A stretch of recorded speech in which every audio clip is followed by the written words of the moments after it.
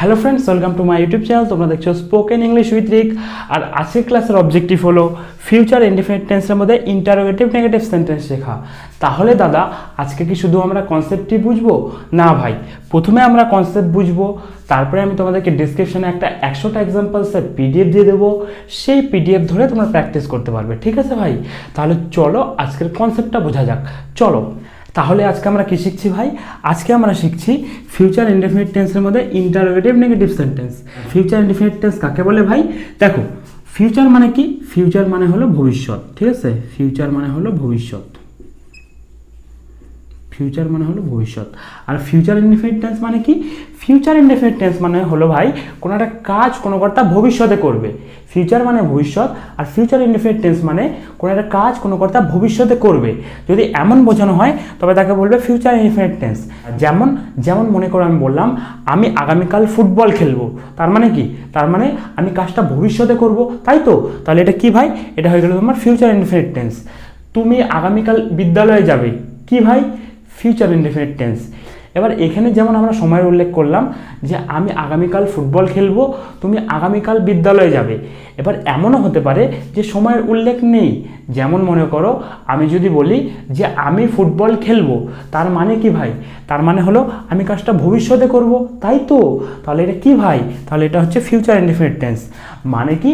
মানে হলো কোনো একটা কাজ কোনো কর্তা ভবিষ্যতে করবে, এমন বোঝানো হলে সেটা হচ্ছে তোমার ফিউচার ইনডেফিনিট টেন্স। ঠিক আছে? হ্যাঁ দাদা, বুঝলাম future indefinite tense.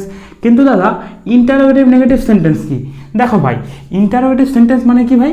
Interrogative sentence মানে হলো প্রশ্ন। ঠিক আছে, মানে যে সমস্ত বাক্যের মাধ্যমে আমরা প্রশ্ন করব তাকে তোমার ইন্টারোগেটিভ সেন্টেন্স বলবে। নেগেটিভ সেন্টেন্স কাকে বলবে ভাই? নেগেটিভ সেন্টেন্স বলবে ভাই যে সমস্ত বাক্যের মধ্যে নায়ের উল্লেখ থাকবে। যে সমস্ত বাক্যের মধ্যে নায়ের উল্লেখ থাকবে তাকে তোমার বলবে নেগেটিভ সেন্টেন্স। তাহলে এবার তুমি বলবে যে দাদা ইন্টারোগেটিভ নেগেটিভ সেন্টেন্স কি? ইন্টারোগেটিভ নেগেটিভ সেন্টেন্স হলো ভাই এমন প্রশ্ন যার মধ্যে নায়ের উল্লেখ থাকবে। এমন প্রশ্ন যার মধ্যে নায়ের উল্লেখ থাকবে তাকে তোমার বলবে ইন্টারোগেটিভ নেগেটিভ সেন্টেন্স। তাহলে ভাই ফিউচার ইনডেফিনিট টেন্সের মধ্যে ইন্টারোগেটিভ নেগেটিভ সেন্টেন্স কি? ফিউচার ইনডেফিনিট টেন্সের মধ্যে এমন প্রশ্ন যার মধ্যে নায়ের উল্লেখ থাকবে তাকে তোমার কি বলবে ভাই? তাকে তোমার বলবে ফিউচার ইনডেফিনিট টেন্সের মধ্যে ইন্টারোগেটিভ নেগেটিভ সেন্টেন্স। আরেকবার বুঝো, দেখো ইন্টারোগেটিভ মানে প্রশ্ন, নেগেটিভ মানে নায়ের উল্লেখ।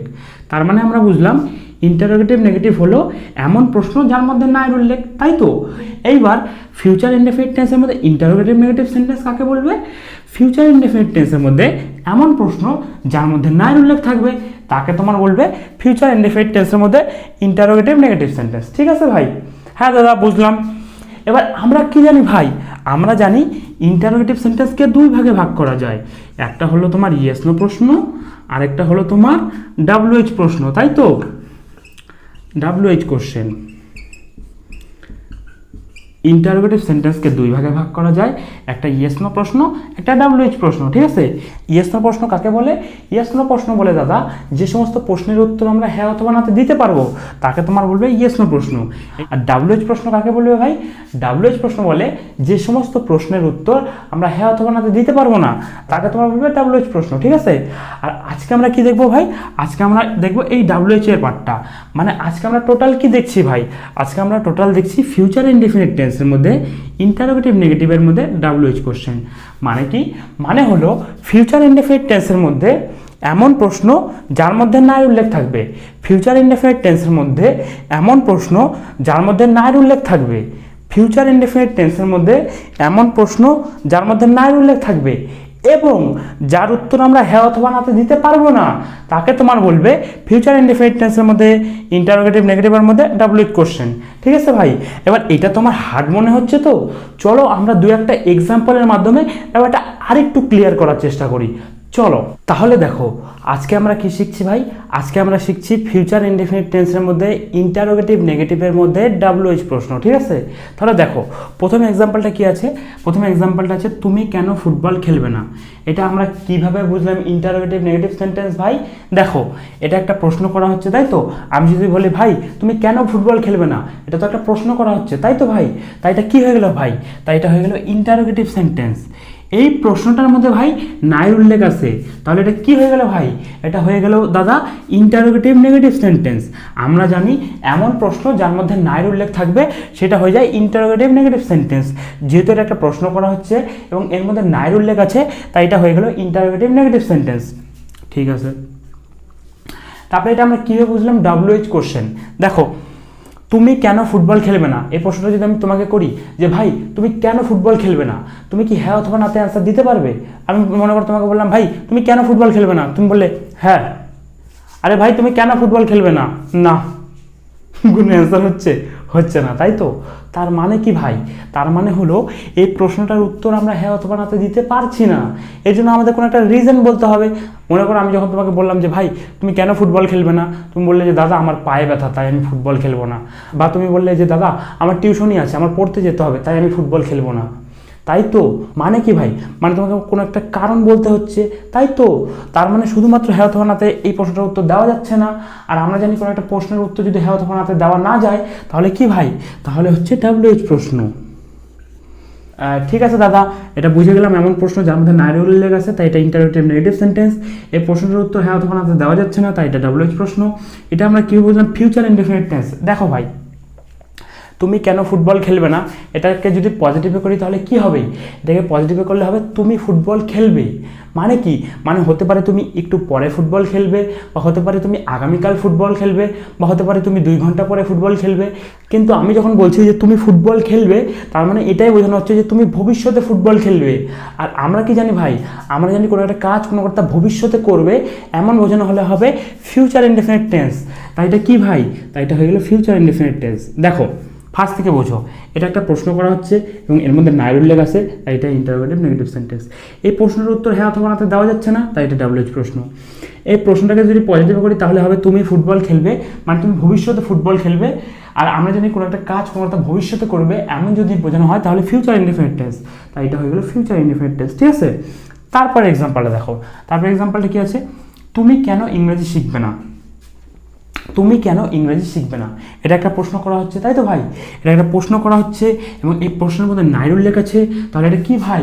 তাহলে এটা দাদা ইন্টারোগেটিভ নেগেটিভ।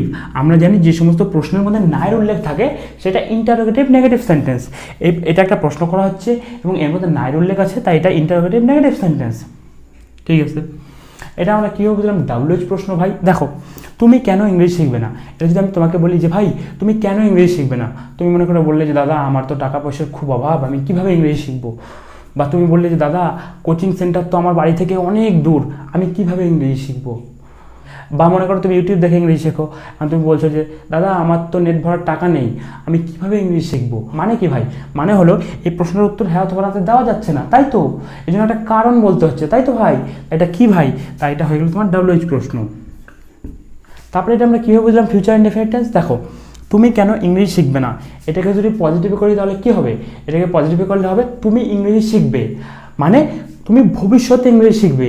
আর আমরা জানি কোনো একটা কাজ কোনো একটা ভবিষ্যতে করবে এমন বোঝানো হলে কি হবে ভাই? এমন বোঝানো হলে হবে ফিউচার ইনডেফিনিট টেন্স। তাই এটা কী হয়ে গেল ভাই?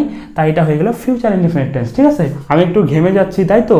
কারণ হচ্ছে এমনিতে তো গরমকাল, তার মধ্যে ভিডিও বানানোর সময় ফ্যান অফ করে বানাতে হয়, এর জন্য একটু ঘেমে যাচ্ছি। ঠিক আছে, আমার মুখটাকে তুমি অ্যাভয়েড করো, আমার মুখটাকে অ্যাভয়েড করে তুমি শুধুমাত্র কনসেপ্ট বোঝার দিকে মনোনিবেশ করো। ঠিক আছে ভাই? তাহলে এই হলো ভাই তোমার পুরো কনসেপ্ট। এবার এটা তো আমরা শিখলাম বাংলাতে, তাই তো? কিন্তু আমাদের তো বুঝতে হবে ইংরেজি, তাই না ভাই? তাই আমাদের শিখতে হবে স্ট্রাকচার। তাহলে চলো এটা আমরা স্ট্রাকচারটা বুঝে নিই। চলো তাহলে দাদা এটা স্ট্রাকচার কী হবে? এটা স্ট্রাকচার একদমই সিম্পল ভাই। এটা স্ট্রাকচার হবে WH plus will plus subject plus not plus V one plus object অথবা আদার ওয়ার্ড। ঠিক আছে, WH কি দাদা? WH হলো ভাই এমন ওয়ার্ড বা শব্দ যেগুলো W অথবা H দিয়ে শুরু হয় এবং যেগুলো প্রশ্ন করার ক্ষেত্রে ব্যবহৃত হয়। এমন শব্দ যেগুলো W অথবা H দিয়ে শুরু হয় এবং যেগুলো প্রশ্ন করার ক্ষেত্রে ব্যবহৃত হয় তাকে তোমার বলবে ভাই WH ওয়ার্ড। যেমন মনে করো হোয়াট মানে কি, ওয়াই মানে কেন, ঠিক আছে, হোয়ার মানে কোথায়, ঠিক আছে, হোয়েন মানে কখন, ঠিক আছে, হাউ মানে কিভাবে। ঠিক আছে, তারপরে কী হবে ভাই, তারপরে হবে উইল। উইলটা হচ্ছে হেল্পিং ভার্ব, যেমন আছে এরকমই বসাই দেবা, ঠিক আছে। তারপরে হবে সাবজেক্ট। সাবজেক্ট কি দাদা? সাবজেক্ট হচ্ছে বাক্যে যার ব্যাপারে কথা বলা হচ্ছে, ঠিক আছে। যেমন মনে করো আমি বললাম তুমি কি ফুটবল খেলবে না, কার ব্যাপারে কথা বলা হচ্ছে? তোমার ব্যাপারে। তাহলে সাবজেক্টকে, সাবজেক্ট হচ্ছে তুমি। সে কি ফুটবল খেলবে না, কার ব্যাপারে কথা বলা হচ্ছে? তার ব্যাপারে। তাহলে সাবজেক্টকে, সাবজেক্ট হচ্ছে সে। রাহুল কি ফুটবল খেলবে না, কার ব্যাপারে কথা বলা হচ্ছে? রাহুলের ব্যাপারে। তাহলে সাবজেক্টকে, সাবজেক্ট হচ্ছে রাহুল, ঠিক আছে। তারপরে কি বসাবো ভাই? তারপরে বসাবো নট। নটটা নটের মতো বসাই দিবা, ঠিক আছে। তারপরে কি বসাবো ভাই? তারপরে বসাবো ভার্বন। ভার্বন মানে কি? ভার্বন মানে হলো ভাই যেই কাজটা করার কথা বলা হচ্ছে। সাপোজ যদি আমি বলি তুমি কি ফুটবল খেলবে না, কোন কাজটা করার কথা বলা হচ্ছে? খেলা, তাই তো। এই খেলার ইংলিশ কি ভাই? খেলার ইংলিশ প্লে, ঠিক আছে। এই প্লেটা এখানে বসাই দিবা।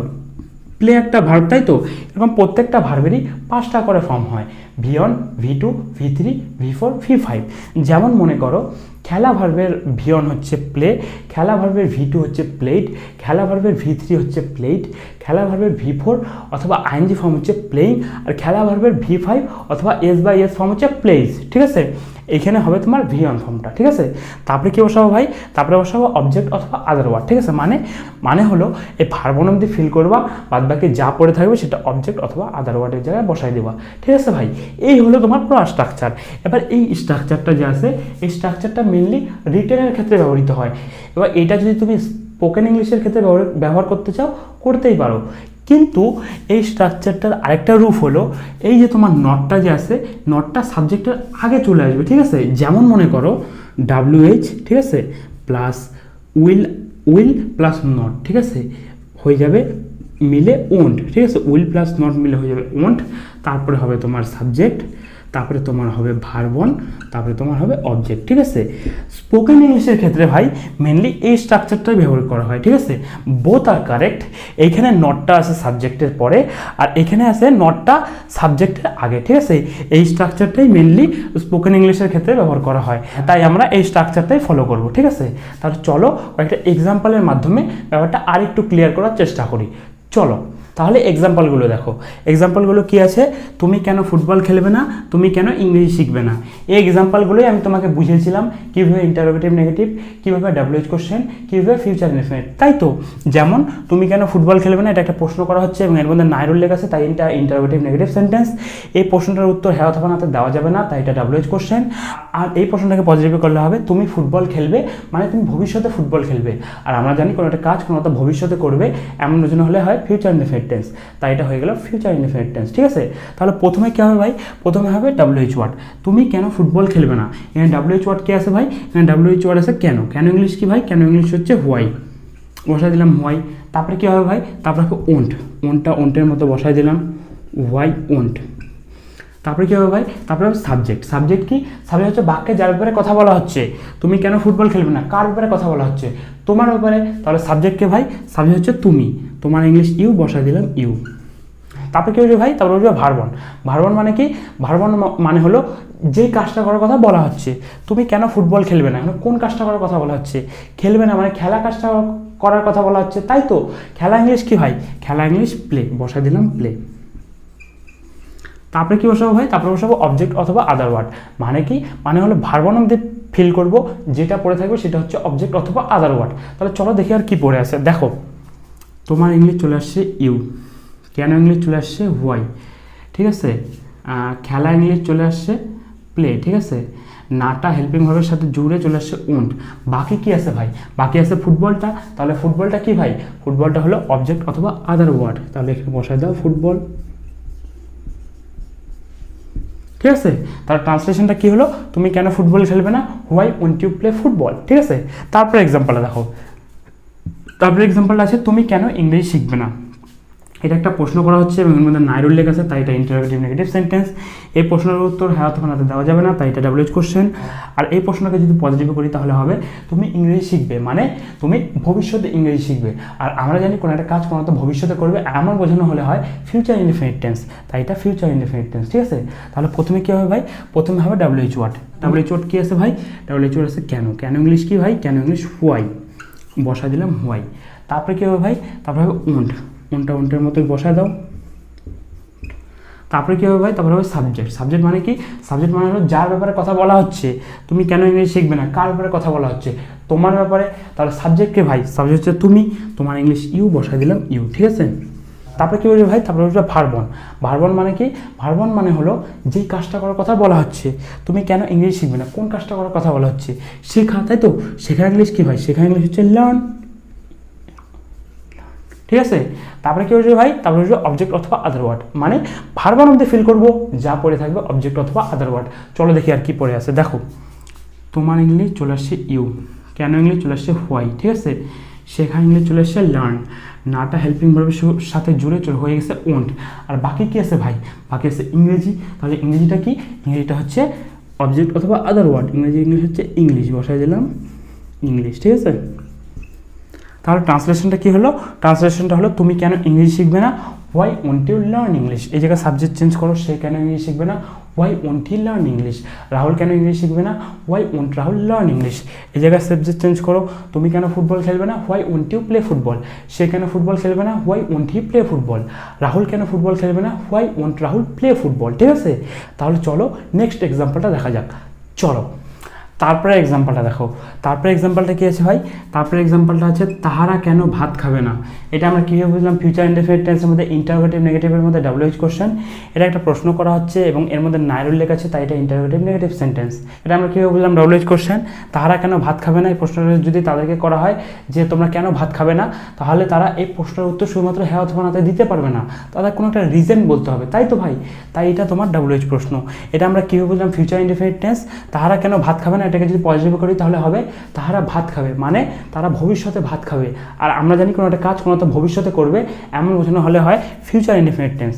তাহলে এটা হয়ে গেল ফিউচার ইনডেফিনিট টেন্সের মধ্যে ইন্টারোগেটিভ নেগেটিভের মধ্যে WH কোশ্চেন, ঠিক আছে। তাহলে দেখো প্রথমে কী হবে ভাই? প্রথমে হবে WH। তাহারা কেন ভাত খাবে না, এখানে WH ওয়ার্ড কী আছে? WH ওয়ার্ড আছে কেন। কেন ইংলিশ কি ভাই? কেন ইংলিশ হচ্ছে হোয়াই, বসা দিলাম হোয়াই। তারপরে কী হবে ভাই? তারপরে হবে ওন্ট, ওন্টের মতো বসা দাও। তারপরে কী হবে ভাই? তারপরে হবে সাবজেক্ট। সাবজেক্ট মানে বাক্যে যার ব্যাপারে কথা বলা হচ্ছে। তাহারা কেন ভাত খাবে না, কাদের ব্যাপারে কথা বলা হচ্ছে? তাহাদের ব্যাপারে, তাই তো। তাই তাহারা সাবজেক্ট। তাহাদের ইংলিশ কি? তাহাদের ইংলিশ হচ্ছে দে, বসা দিলাম দে। তারপরে কী হবে ভাই? তারপরে হবে ভার্বন। ভার্বন মানে কি? ভার্বন মানে হলো যে কাজটা করার কথা বলা হচ্ছে। তাহারা কেন ভাত খাবে না, কোন কাজের কথা বলা হচ্ছে? খাবে না মানে খাওয়া কাজটা করার কথা বলা হচ্ছে। খাওয়া ইংলিশ কি ভাই? খাওয়া ইংলিশ হচ্ছে ইট, বসা দিলাম ইট। তারপরে কী বলবো ভাই? তারপরে বলবো অবজেক্ট অথবা আদার ওয়ার্ড। মানে কি? মানে হলো ভার্বন অব্দি ফিল করবো, যা পড়ে থাকবে সেটা অবজেক্ট অথবা আদার ওয়ার্ড। চলো দেখি আর কি পড়ে আছে। দেখো, তাহারা ইংলিশ চলে আসছে দে, কেন ইংলিশ চলে আসছে হোয়াই, ঠিক আছে। খাওয়া ইংলিশ চলে আসছে ইট, নাটা হেল্পিং ভার্বের সাথে জুড়ে চলে আসছে ওন্ট। আর বাকি কি আছে ভাই? বাকি আছে ভাত। তাহলে ভাতটা কি? ভাতটা হচ্ছে অবজেক্ট অথবা আদার ওয়ার্ড, ঠিক আছে। তাহলে ট্রান্সলেশনটা কী হলো? ট্রান্সলেশনটা হলো why won't they eat rice, তারা কেন ভাত খাবে না, ঠিক আছে। তারপরে এক্সাম্পলটা দেখো। তারপরে এক্সাম্পলটা কী আছে? রমা কেন রান্না করবে না। এটা আমরা কী বুঝলাম? Interrogative negative sentence. এটা একটা প্রশ্ন করা হচ্ছে এবং এর মধ্যে নাইর উল্লেখ আছে, তাই এটা আমরা বুঝলাম ইন্টারোগেটিভ নেগেটিভ সেন্টেন্স। এটা আমরা কীভাবে বুঝলাম? WH প্রশ্ন। এই প্রশ্নটা যদি রমাকে করা হয় যে রমা তুমি কেন রান্না করবে না, তাহলে রমার কোনো একটা অ্যান্সার বলতে হবে যে আমার শরীর খারাপ, বা আমার রান্না করতে ইচ্ছা করছে না, বা আমি কোথাও যাব, তাই তো। তার মানে রমা শুধুমাত্র হ্যাঁ অথবা নাতে এটার উত্তর দিতে পারবে না, তাই এটা আমরা বুঝে গেলাম WH প্রশ্ন। এটা কীভাবে বুঝলাম? Future indefinite tense. রমা কেন রান্না করবে না, এটাকে যদি পজিটিভে করা হয় তাহলে হবে রমা রান্না করবে। মানে কি? মানে হলো রমা ভবিষ্যতে রান্না করবে। আর আমরা জানি কোনো একটা কাজ কোনো একটা ভবিষ্যতে করবে, এমন বোঝালে হয় ফিউচার ইনডেফিনিট টেন্স। তাই এটা হয়ে গেল তোমার ফিউচার ইনডেফিনিট টেন্স। তাহলে টোটাল কী হলো ভাই? টোটাল হলো এটা ফিউচার ইনডেফিনিট টেন্সের মধ্যে ইন্টারোগেটিভ নেগেটিভের মধ্যে WH প্রশ্ন, ঠিক আছে। তাহলে দেখো, রমা কেন রান্না করবে না, এখানে প্রথমে কী হবে ভাই? প্রথমে হবে WH ওয়ার্ড। এখানে WH ওয়ার্ড কী আছে? WH ওয়ার্ড আছে কেন। কেন ইংলিশ কি? কেন ইংলিশ হচ্ছে হোয়াই, বসা দিলাম হোয়াই। তারপরে কী হবে ভাই? তারপরে হবে ওন্ট, ওন্টের মতো বসা দাও। তারপরে কী হবে? তারপরে হবে সাবজেক্ট। সাবজেক্ট মানে যার ব্যাপারে কথা বলা হচ্ছে। এখানে কার ব্যাপারে কথা বলা হচ্ছে? রমার ব্যাপারে। তাহলে সাবজেক্টকে ভাই, সাবজেক্ট হচ্ছে রমা, তাহলে বসায় দাও হোয়াই ওন্ট রমা, ঠিক আছে। তারপরে কী হবে ভাই? তারপরে হবে ভার্বন। ভার্বন মানে যে কাজটা করার কথা বলা হচ্ছে। রমা কেন রান্না করবে না, কোন কাজটা করার কথা বলা হচ্ছে? রান্না করা, তাই তো। রান্না করার ইংলিশ কি ভাই? রান্না করার ইংলিশ হচ্ছে কুক, বসা দিলাম কুক। তারপরে কী বলছো ভাই? তারপরে হচ্ছে অবজেক্ট অথবা আদার ওয়ার্ড, মানে ভার্বন অবধি ফিল করবো, যা পড়ে থাকবে সেটা অবজেক্ট অথবা আদার ওয়ার্ড। চলো দেখি আর কি পড়ে আছে। দেখো, রমা ইংলিশ চলে আসছে রমা, কেন ইংলিশ চলে আসছে হোয়াই। রান্না করা ইংলিশ চলে আসছে কুক, নাটা হেল্পিং ভার্বের সাথে জুড়ে চলে আসছে উন্ট। আর বাকি কি কিছু আছে ভাই? না, আর বাকি কিছু নাই। যেহেতু আর বাকি কিছু নাই, তাহলে আমাদের অবজেক্ট অথবা আদার ওয়ার্ড বসানোরও দরকার নাই, ঠিক আছে। তারপরের এক্সাম্পলটা দেখো, তারপরে এক্সাম্পলটা কি আছে, সে কেন আসবে না, ঠিক আছে। এটা একটা প্রশ্ন করা হচ্ছে এবং এর মধ্যে নাইর উল্লেখ আছে, তাই এটা ইন্টারোগেটিভ নেগেটিভ সেন্টেন্স। এই প্রশ্নের উত্তর সে হ্যাঁ অথবা না তাই দিতে পারবে না। যদি আমি তাকে বলি যে এই তুমি কেন আসবে না, তার একটা রিজন বলতে হবে, যে আমি এক জায়গায় যাব তাই আমি আসবো না, বা আমার শরীর খারাপ তাই আমি আসবো না, বা অন্য কোনো একটা কারণ বলতে হবে। মানে সেই প্রশ্নটার উত্তর হ্যাঁ অথবা না দিতে পারবে না, তাই এটা হয়ে গেলো তোমার WH প্রশ্ন। এটা কীভাবে বুঝলাম? আমার ফিউচার ইনডিফিনিট। দেখো, সে কেন আসবে না, এটাকে যদি আমরা পজিটিভ করি তাহলে হবে সে আসবে, মানে সে ভবিষ্যতে আসবে। আর আমরা জানি কোনো একটা কাজ কোনো একটা ভবিষ্যতে করবে, এমন বোঝালে হলে হয় ফিউচার ইনডিফিনিট টেন্স। তাই এটা হয়ে গেলো ফিউচার ইনডিফিনিট টেন্স। তাহলে টোটালটা কী হয়ে গেলো? টোটালটা হয়ে গেলো ফিউচার ইনডিফিনিট টেন্সের মধ্যে ইন্টারোগেটিভ নেগেটিভের মধ্যে WH প্রশ্ন, ঠিক আছে। তাহলে চলো ট্রান্সলেশনটা করে নিই। দেখো, সে কেন আসবে না, প্রথমে কী হবে ভাই? প্রথমে হবে WH ওয়ার্ড। সে কেন আসবে না, এখানে WH ওয়ার্ড কী আছে? এখানে WH ওয়ার্ড আছে কেন। কেন ইংলিশ কি? কেন ইংলিশ হচ্ছে হুয়াই। হুয়াই বসাই দিলাম। তারপরে কী হবে? তারপরে কী হচ্ছে ভাই? তারপরে হচ্ছে উন্ট। উন্টটা উন্টের মতো বসায় দাও। তারপরে কী হচ্ছে ভাই? তারপরে হচ্ছে সাবজেক্ট। সাবজেক্ট মানে যার কথা বলা হচ্ছে। সে কেন আসবে না, এখানে কার কথা বলা হচ্ছে? তার কথা। তাহলে সাবজেক্ট কে ভাই? সাবজেক্ট হচ্ছে সে। তারপরে কী বলবে ভাই? তারপরে বলবে ভার্বন। ভার্বন মানে যে কাজটা করার কথা বলা হচ্ছে, সে কেন আসবে না, এখানে কোন কাজটা করার কথা বলা হচ্ছে? এই আশা কাজটা করার কথা বলা হচ্ছে, তাই তো। আশা ইংলিশ কী ভাই? আশা ইংলিশ হচ্ছে কাম। তাহলে বসাই দিলাম কাম। তারপরে কী বলবি ভাই? তারপরে বলবি অবজেক্ট অথবা আদার ওয়ার্ড।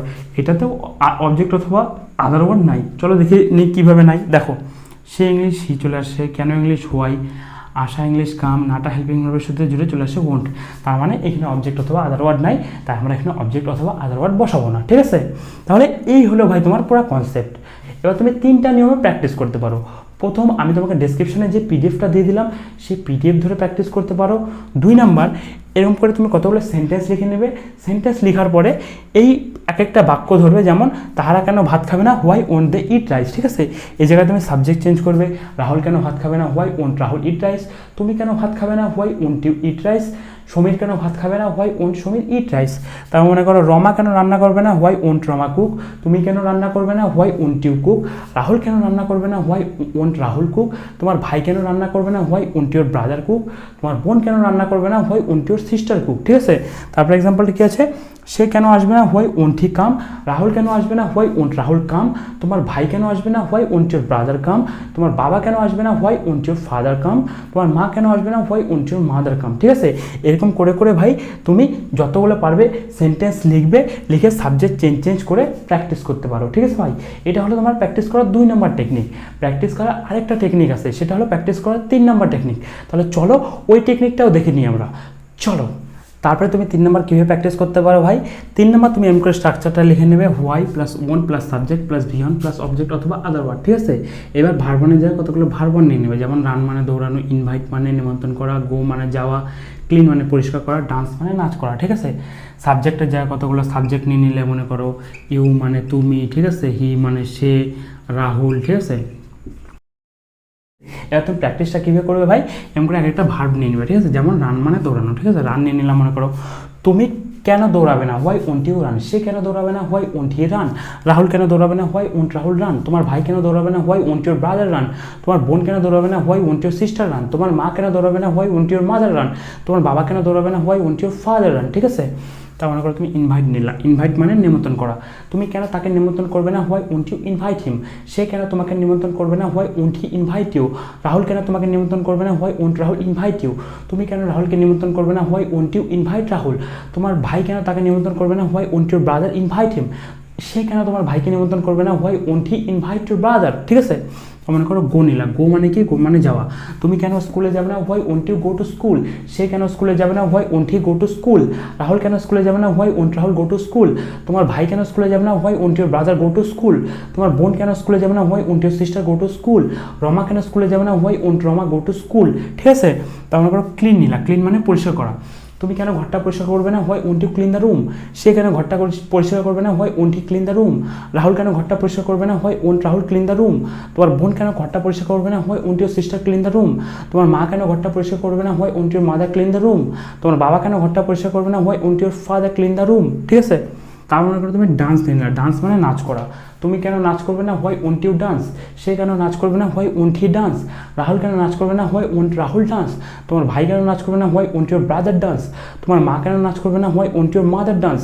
তোমার কাকু কেন নাচ করবে না, why won't your uncle dance. ঠিক আছে, এরকম করে করে ভাই তুমি যত ভার্বন পারবা তত ভার্বন লিখে তুমি প্র্যাকটিস করতে পারো। ঠিক আছে, এরকম করলে তোমার মেনলি কী হবে বলো তো, তোমার ফ্লুয়েন্সিটা বাড়বে। তুমি যত প্র্যাকটিস করবে, যত বলবে ইংরেজি, তোমার ফ্লুয়েন্সি লেভেল তত বাড়বে। ঠিক আছে ভাই, এই হলো তোমার 3টা প্রসেস।